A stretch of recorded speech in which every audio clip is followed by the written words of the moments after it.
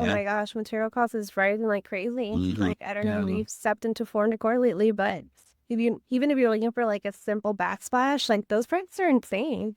Yeah. Yeah, like we don't use foreign decor, but like sometimes we do, Yeah. and it's a big difference. And do you have like a GC that does labor and materials and just cuts you a price, or are you guys like GCing, project managing and piecing the project together? So we have a project manager, RGC. He pretty much manages the entire trades, and Okay. he bids out everybody for us, and he gives us the best prices that he fit.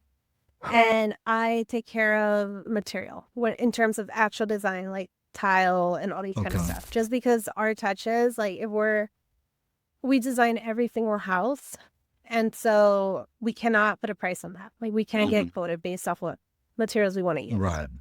And who does the design? Your sister? Me and Janet, actually. You guys do it together? Yeah, we do it together. And where do you guys get like your inspiration? What do you guys like to do? Well, we travel a lot, and we try to travel a lot, and we try to get it from there. And then I guess a lot of it just comes from the imagination. Okay. Yeah. And nothing from like what the neighbors are doing, what other flippers are doing. Do you ever like No. just what you guys like to do? Yeah. Wow. And we love doing it. Yeah. That's great. Okay. Good. What about, because I know you guys have the rentals, so you did the fix and flip, everything like that. And why did you make that decision to get into landlording? So I actually kind of thought when I first started that it was kind of like impossible, but not impossible. I just didn't see it in my future. But it wasn't until 2020 hit, March 2020, we had all these kind of projects out and the market wasn't moving. So we were like, okay, I have a lot of hard money loans out right now. I need to find a way to get out of them. And so one by one, this is something that I didn't learn because, just how I grew up is how to like any of the finances, right? I didn't know that you had to be financeable or to buy a house, right? Okay. And as a real estate agent and investor, you kind of write off as much as you can because that's part of investing. Yeah. And so we were financeable. So I had all these hard money loans. I had to get with a really, really good lender who was able to get me qualified within a year. So it was 12 months of fame.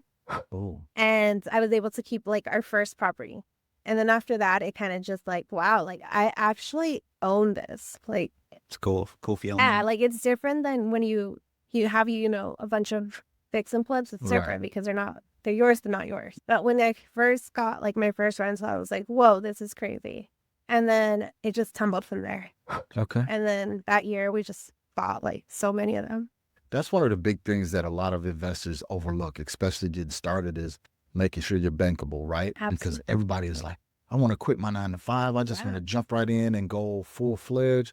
But they just don't understand that you need to be bankable. Oh, absolutely. And it's good to have that W-2 because a lot of lenders are going to look at that as that hedge against anything that happens, and a lot of people just go in and they forget that piece of being bankable. It's very, very important. Right. You can get all of these hard money loans and everything like that. But when you're trying to refinance into something more stable or more traditional, you can't. So guys, always remember that being bankable is important. Yeah. Very much so. And I feel like you went through a tough time, a scary time, I bet. Absolutely. Not just COVID in itself was scary. Yeah. Right. And now you had all these properties, but it's like kind of like something you don't read in a book or a podcast, right? It's like